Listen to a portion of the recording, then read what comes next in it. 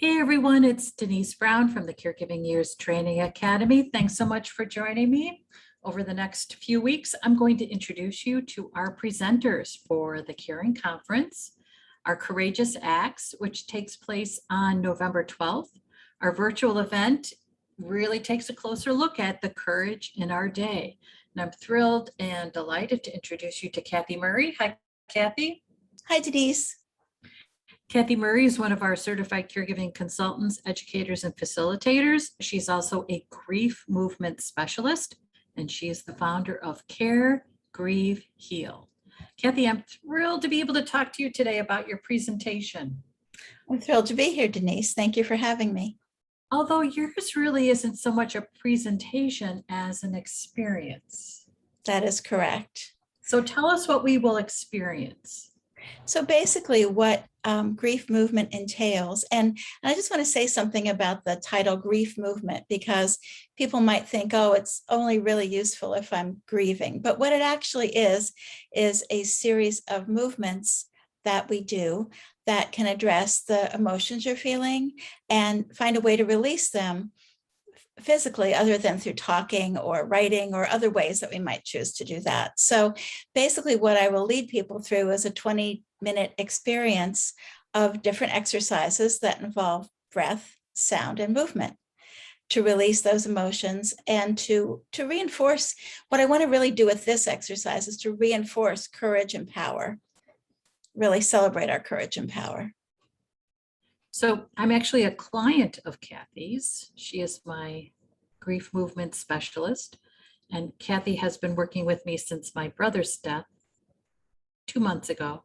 What I find interesting, though, is exactly what you said. It helps with grief.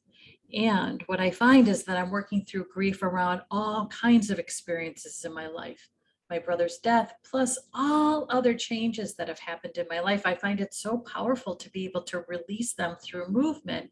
And what's great is we do it with simple movements.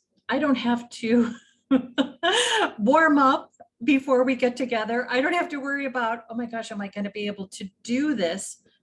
I sit in the chair, you sit in the chair, we meet virtually, and you walk me through. You do these exercises with me. And it feels like this great use of not only sound, but also movement. I'm curious, how did you find grief movement? Well, this is an interesting story because I live in a town really where we probably have a yoga studio every 30 feet or so.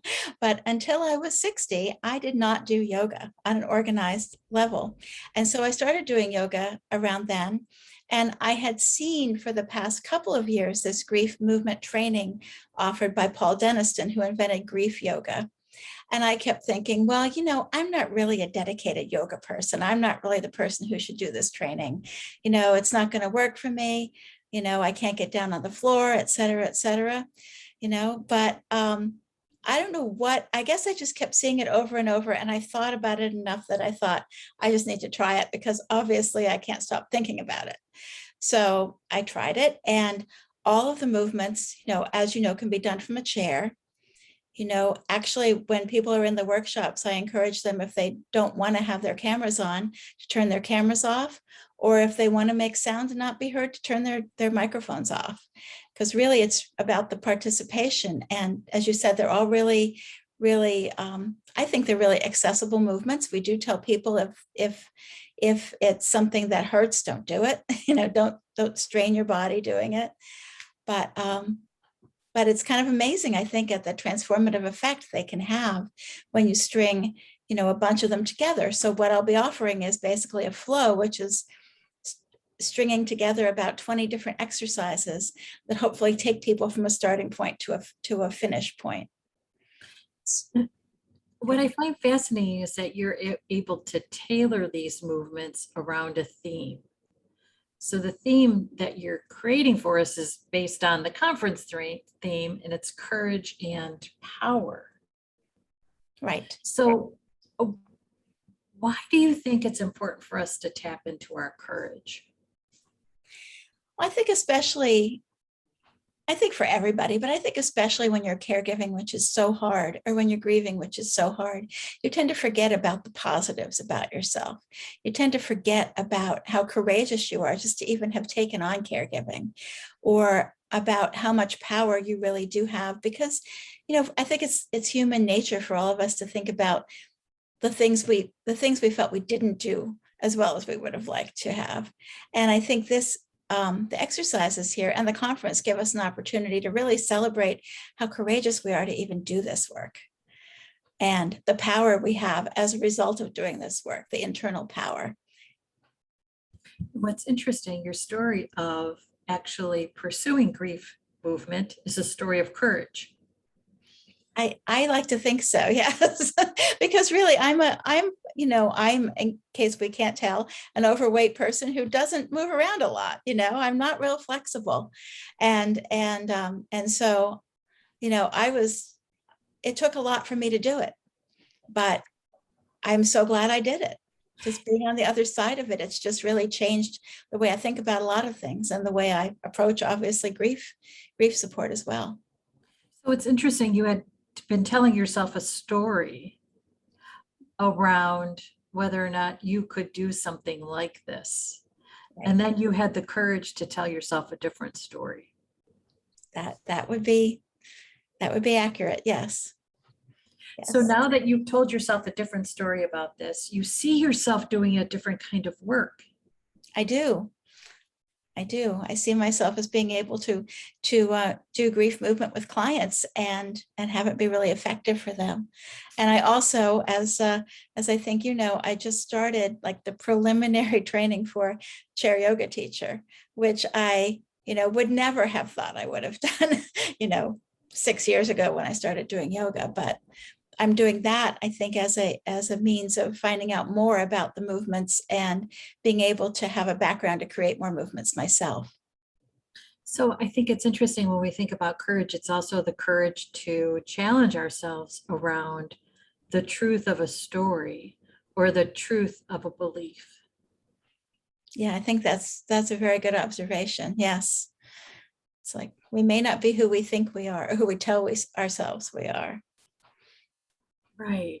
Yes. Because I think you tapped into something that oftentimes, especially we as women, we tell ourselves we have to be a certain weight or a certain age. And the truth is, what's the truth, Kathy? I think the truth is we can do anything, right? The truth is you're not really limited by your weight or your age. It depends on, it depends on you, like what you want to do and what you are willing to take the risk to do. Okay, right. Because there's failure anytime you take a risk. The failure could have been you signed up for this class and really you just were like, oh my God, I can't do this. Right. That's true. And then I think it's important for us to really shift that story we tell about failure, because it's not about failure. It's just about gathering information about what could be a good fit for us. It's a learning experience, right? I mean, That's what they always tell you. Failure is a learning experience, but again, it's that shift in how you think about it and what you tell yourself. What I like about these shifts around the stories that we tell ourselves is that when we change a story, we change our life. Mm-hmm. Right. We open up more opportunities and we see ourselves differently. Yeah, it's quite powerful. It is quite powerful. It's really interesting that as you have put it, like the shift is really just in what we tell ourselves about ourselves. Right, because no one was going to say to you, Kathy, you can't enroll in this class.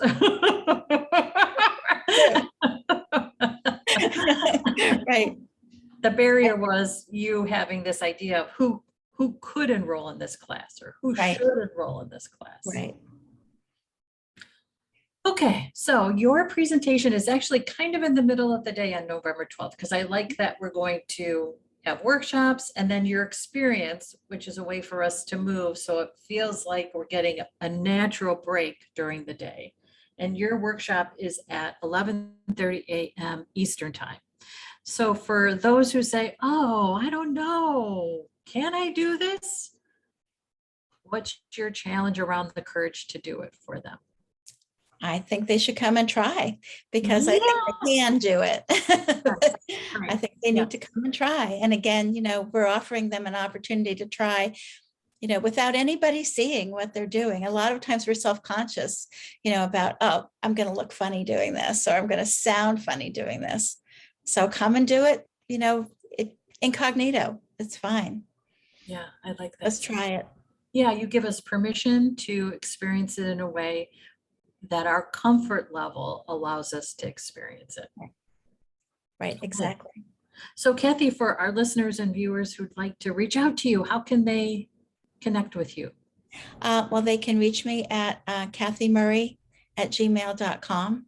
I don't know if my name's on the screen, but KATHYMURRI@gmail.com is probably the best way.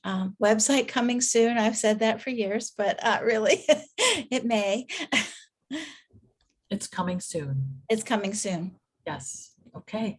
Oh, you know what? I'll just remind everybody that Kathy and I co-facilitate a grief support group on the second and third Fridays of the month at 1 p.m. Eastern time. We're going to miss a Friday in November because of our conference.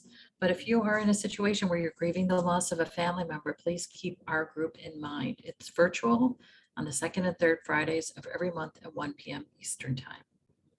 And Always good to sometimes see you, incorporate Kathy. movement. Yes, right. Yes, right. Absolutely. You can experience a little bit of movement in our grief support groups as well. Thank you, Kathy. Always good to see you.